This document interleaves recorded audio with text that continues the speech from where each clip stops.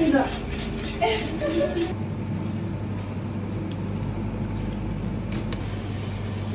morning.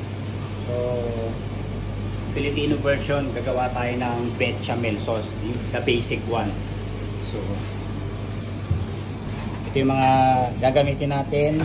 Half cup of flour, 1 liter of fresh milk, 1 bar of butter, wooden spoon, and wire whisk.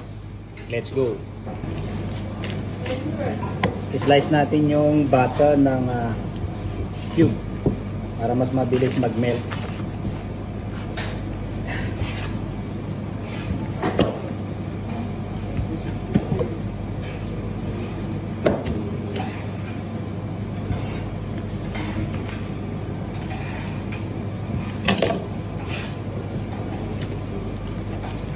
So kailangan yung pot natin, yung saucepan ay naka-preheat na. So ang iluluto natin ngayon ay bechamel sauce. Yan. So haluin natin gamit ang wooden spoon. Yan, kapag nag-melt na yung butter, lalagay na natin yung flour. Yan.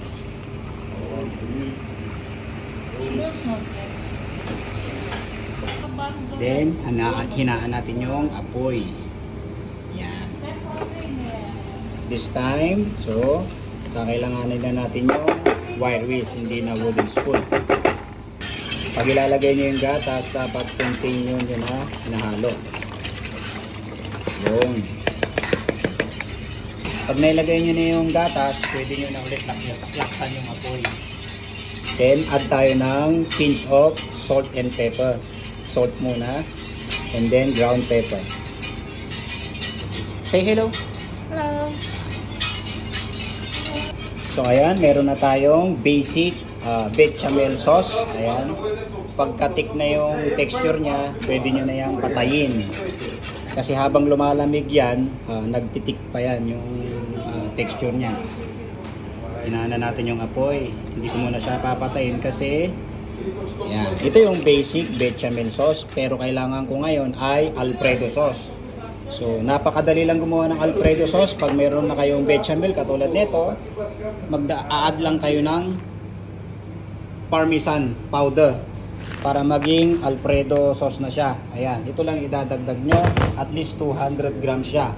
So, again, ito yung basic ano natin, bechamel sauce. Kapag ganito na yung texture niya, yan, a bit thick, pwede nyo nang patayin.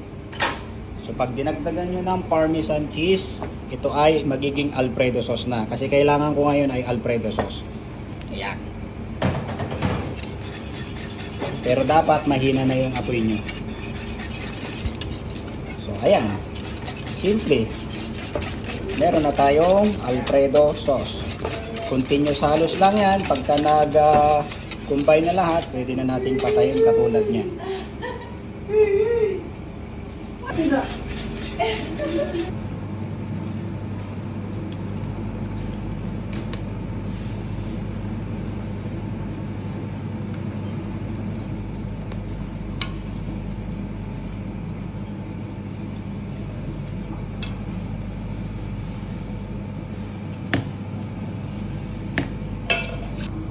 Ito na yung ating final Alfredo sauce.